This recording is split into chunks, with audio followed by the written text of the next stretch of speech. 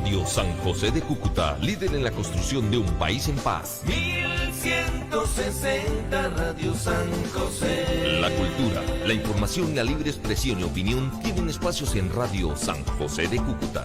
Pero advertimos, todo el contenido generado en el siguiente programa es responsabilidad única y exclusiva de los productores y no comprometen a la Universidad de Pamplona ni a Radio San José de Cúcuta 1160 AM. Radio San José.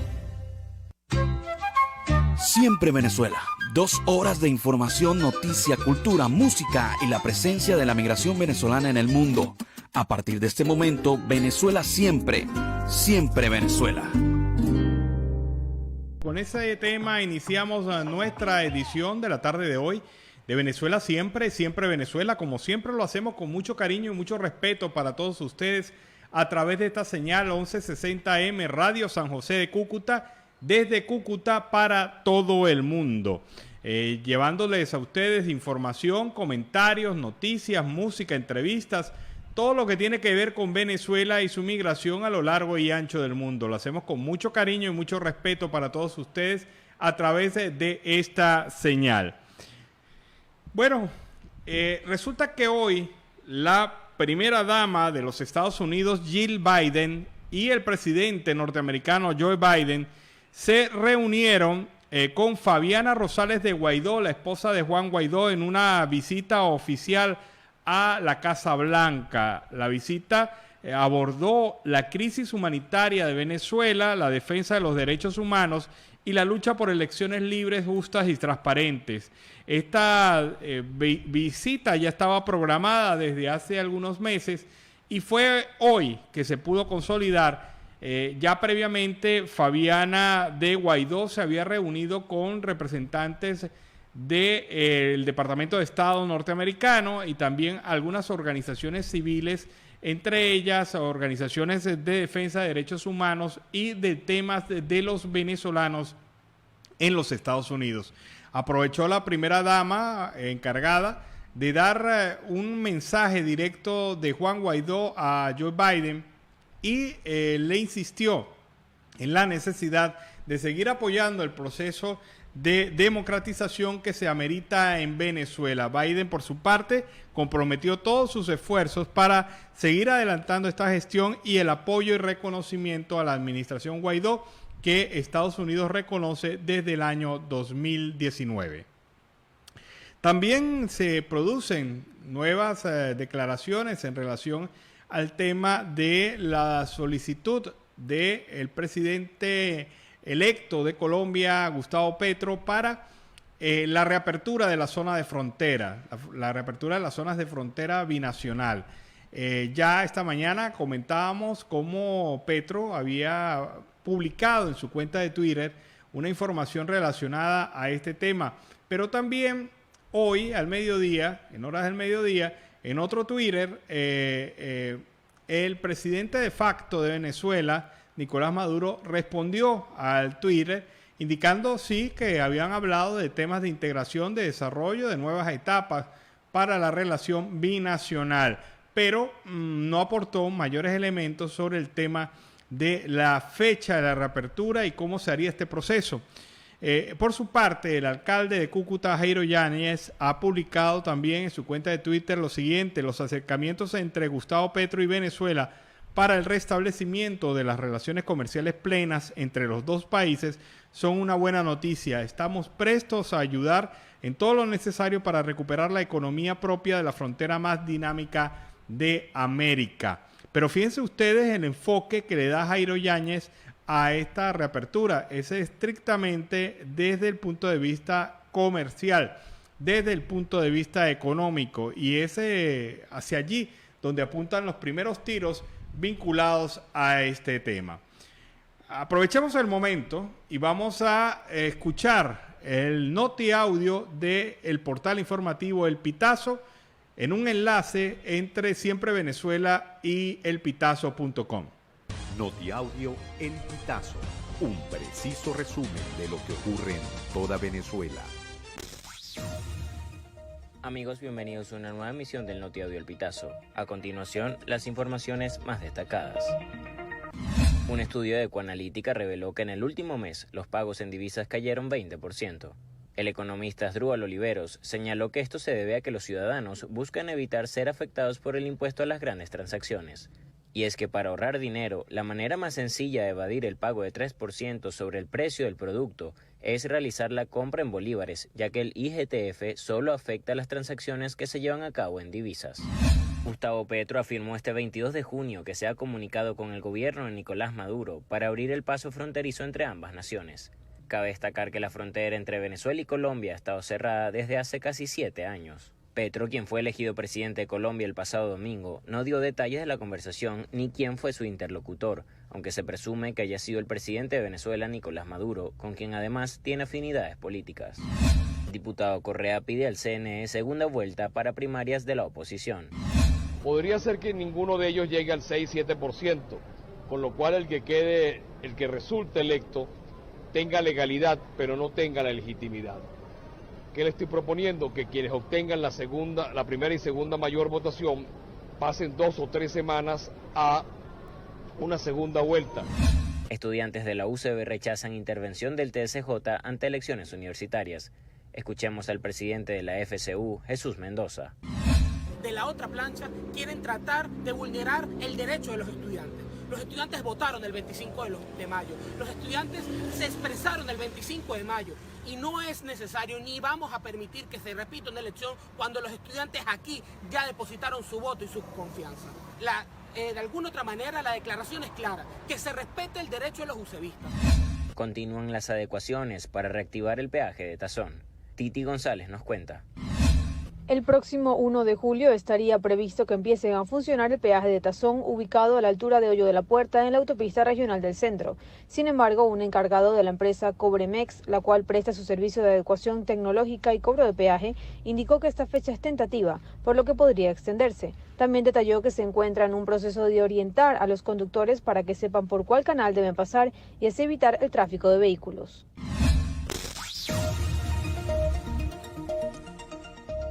Amigos, y hasta acá llegamos con esta emisión del Notiaudio El Pitazo. Recuerda hacerte súper aliado para mantener vivo el periodismo independiente en Venezuela. Narró para ustedes Luis Fernando Araujo. Bueno, fue el reporte de elpitazo.com en alianza con Siempre Venezuela. El médico infectólogo Julio Castro indicó que el aumento de los casos de COVID-19 en Venezuela podría representar que el país se enfrentará a una cuarta ola de contagios. Señaló que no sabe qué tan intensa, severa o larga puede ser.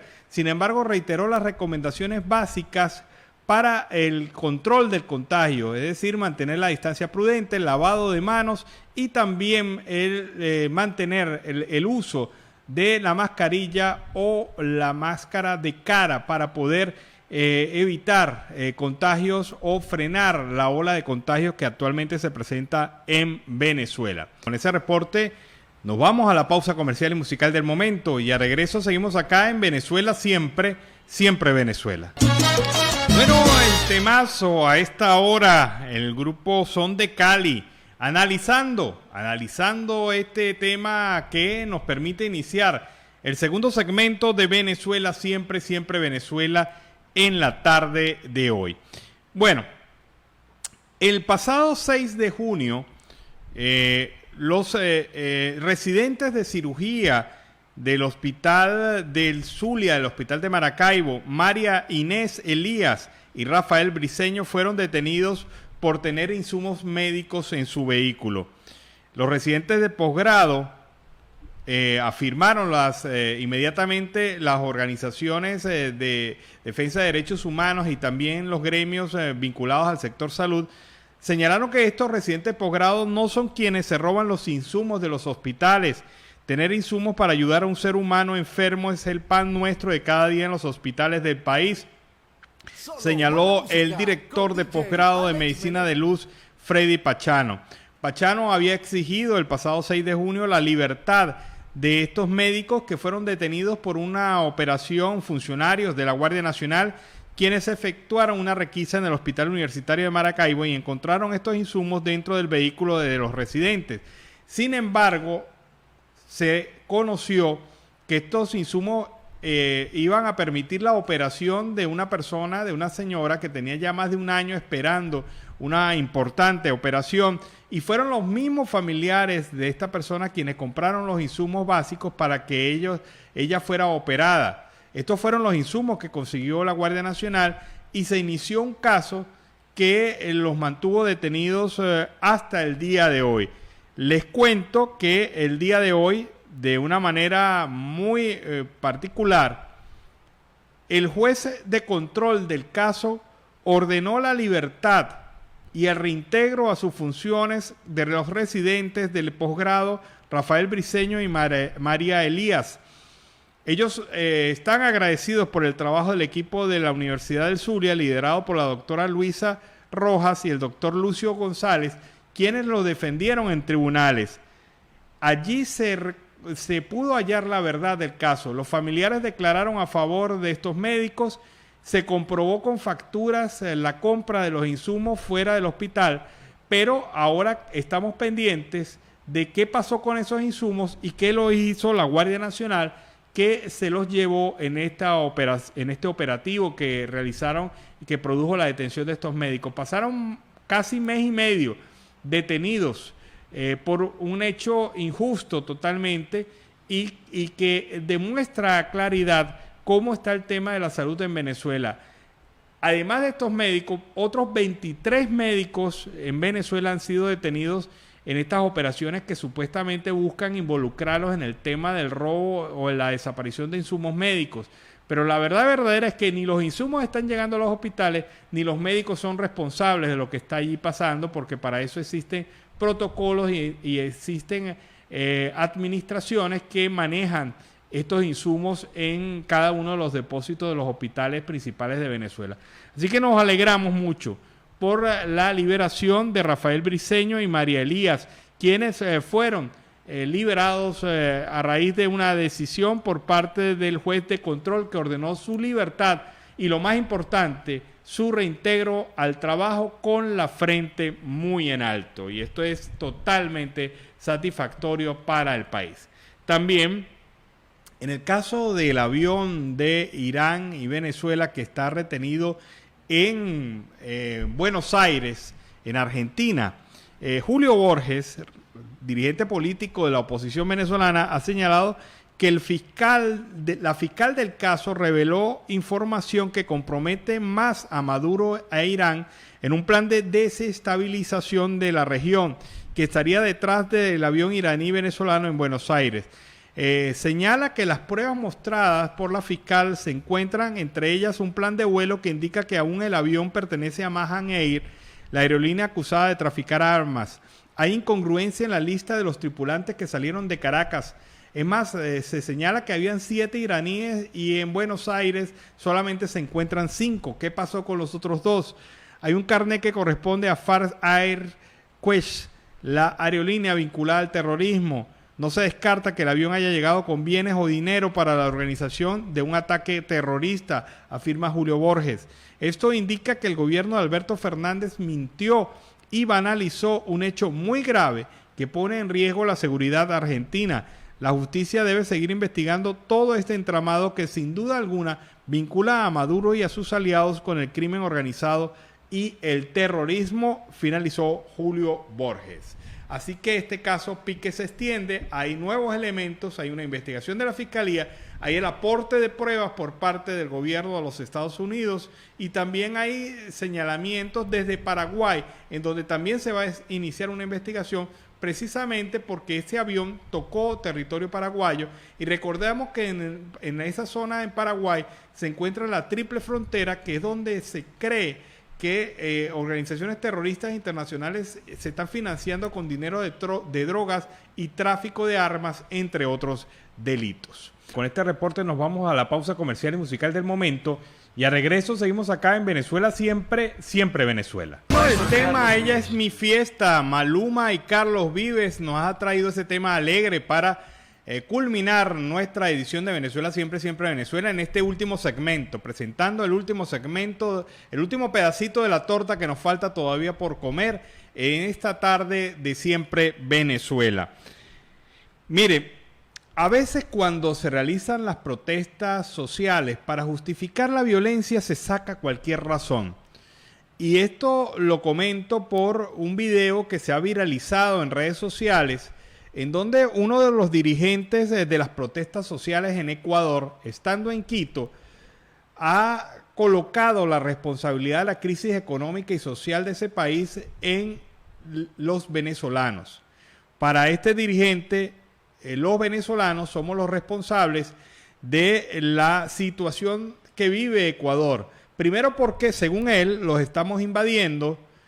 Segundo porque los venezolanos nos estamos llevando los dólares, e incluso se atreve a decir que 40.000 millones de dólares de Ecuador han ido a parar en Venezuela vía remesas.